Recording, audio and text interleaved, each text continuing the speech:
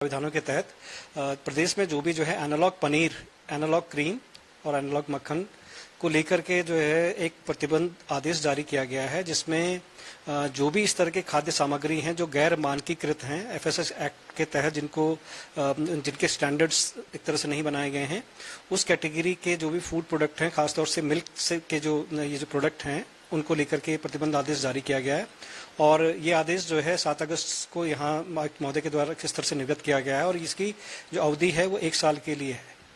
कारण क्या है इसको बैन करना पड़ा? कारण देखिए जो है हमारे द्वारा जो सैंपलिंग की गई थी विगत कई सालों से लेकर के हम लगातार मिल्क प्रोडक्ट को लेकर के टेस्टिंग करवा रहे हैं, और जो हमारी जो स्टेट फूड टेस्टिंग लैब है उसमें खासतौर से जो पनीर के एनालॉग पनीर के जो सैंपल टेस्ट किए गए वो मानकों के अनुरूप नहीं पाए गए। उसमें बहुत सारे सैंपल सब स्टैंडर्ड पाए गए और बहुत सारे सैंपल जो अनसेफ भी पाए गए हैं। तो जन स्वास्थ्य के दृष्टिगत ये निर्णय लिया गया है ताकि जितने भी हमारे प्रदेश के जो यहाँ जितने भी जो है तीर्थयात्री आते हैं या पर्यटक आते हैं या यहाँ के जो निवासी हैं, उनको जो फूड प्रोडक्ट मिले, खासतौर से जो मिल्क प्रोडक्ट हैं, वो मानकों के अनुरूप हों और उनके स्वास्थ्य के साथ में किसी तरह का खिलवाड़ ना हो, उसको लेकर के ये आदेश जारी किया गया है। इसके लिए क्या विकल्प हुआ, क्योंकि काफी मात्रा में पनीर का जो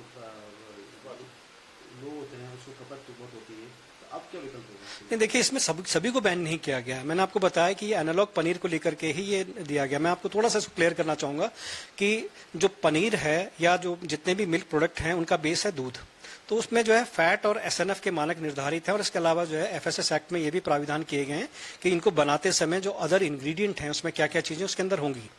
तो जो एनालॉग पनीर है जो मिल्क से ना बना करके जिसमें अन्य चीजें इस्तेमाल की गई हैं, जैसे रिफाइंड से बना दिया गया है, उसको लेकर के ही प्रतिबंध आदेश जारी किया गया है।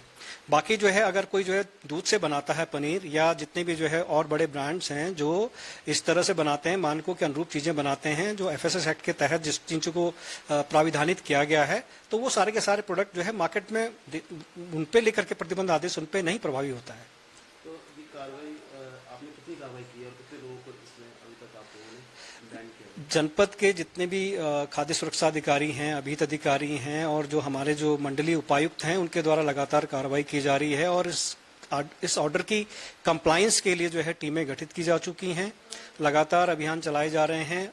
रोज जो है ऐसे प्रतिष्ठानों को चेक किया जा रहा है और हर उस चीज को चेक किया जा रहा है और हर उस पॉइंट को चेक किया जा रहा है, चाहे वो कंजम्पशन का पॉइंट हो, जैसे जो होटल्स हैं, रेस्टोरेंट्स हैं, इसके अलावा डेयरियां होगी जहां ये विक्रय किया जाता है, इसके अलावा वो सारे प्रतिष्ठान जहां पे अगर सपोज इस तरह के प्रोडक्ट निर्मित किए जाते हैं तो निरीक्षण में उनका जो हाइजीन, इसके अलावा सैंपल लेकर के उनके टेस्ट कराए जा रहे हैं, और मौके पर अगर कोई ऐसी चीज पाई जाती है, वायलेशन पाया जाता है, तो नियमानुसार उन पर कार्रवाई की जा रही है। हमारी दुकान का नाम पंडित डेयरी है और 4th जनरेशन हूँ मैं, 4th जनरेशन इस काम में।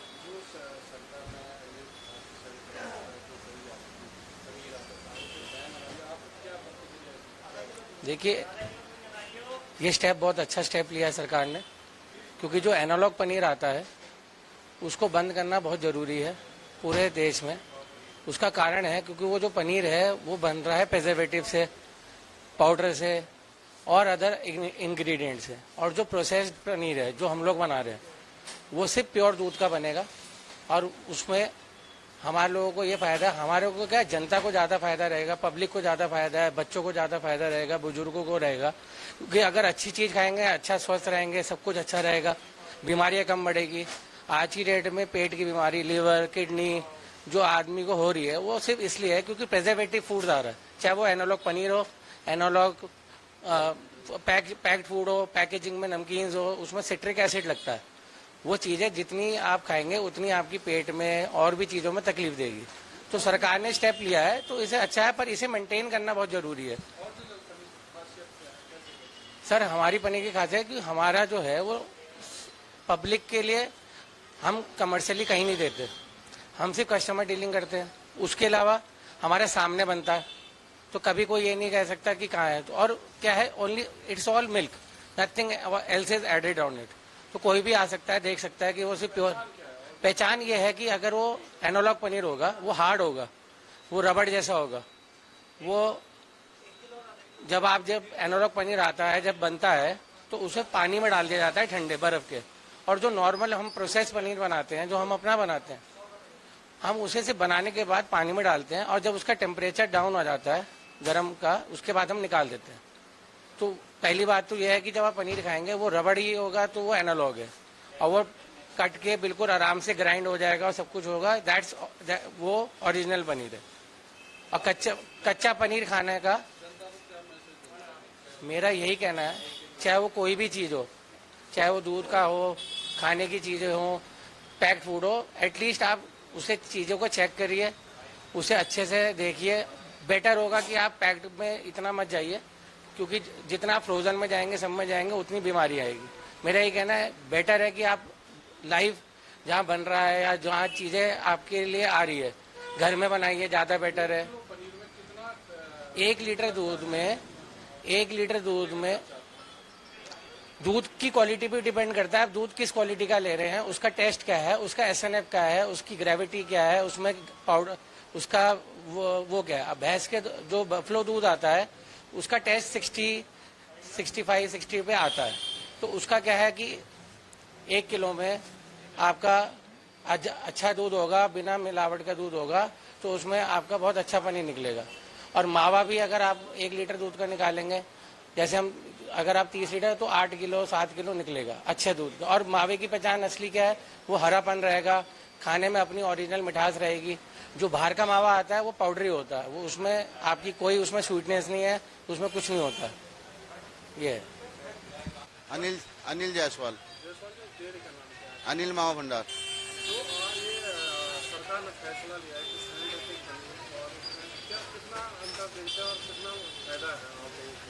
फायदे की तो बात नहीं है, सिंथेटिक तो बंद ही होना चाहिए। हमारा तो ये है कि कहना कि भाई ग्राहक को अच्छी चीज मिलनी चाहिए, ओरिजिनल चीज मिलनी चाहिए। जो दूध के अंदर ओरिजिनल दूध में निकलता है वही ग्राहक तक पहुंचना चाहिए। दूध से बनी हुई वस्तु ही बिकनी चाहिए बाजार में।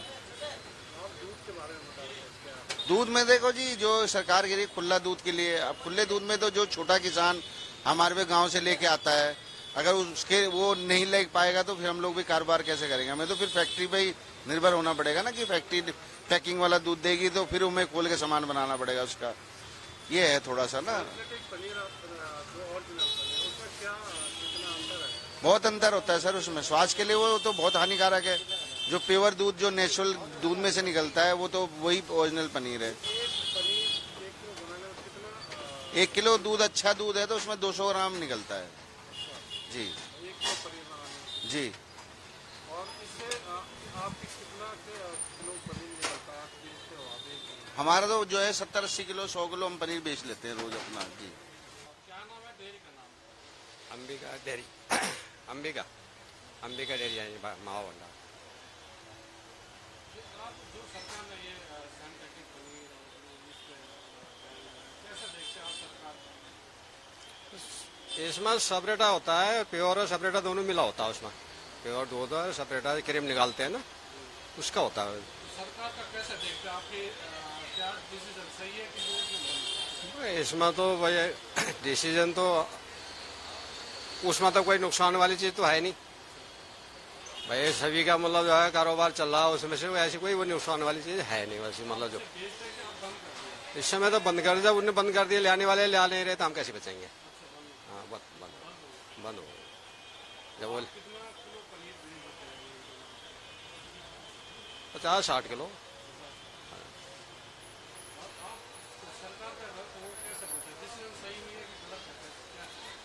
डिसीजन तो ये कोई अब सरकार के जो करेगा, हम क्या बोल सकते हैं?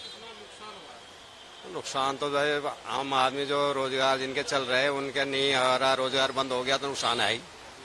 हमारे नहीं, वो जो करने वाले हैं उनके भी तो है। हम तो भैया बना के बेच रहे, हम तो अपने चला ही रहे। हम तो ठेले में बैठे हैं, बना के बेच रहे हैं, हमें कोई दिक्कत नहीं है। लेकिन जो छोटे रोजगार आ रहे हैं वही काम करके जिनका घर बसरा हो रहा है उनके लिए नुकसान है।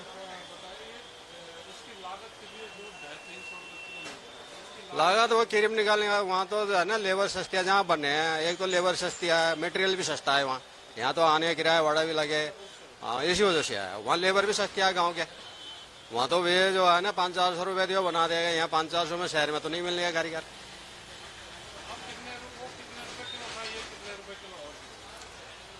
वो 300 रुपया का 280-300 रुपया किलो था। ये वाला 440। अगर आप ये वीडियो YouTube पर देख रहे हैं तो हमारे चैनल को सब्सक्राइब कर बेल आइकन दबाएं और Facebook पर देख रहे हैं तो हमारे पेज को लाइक करें।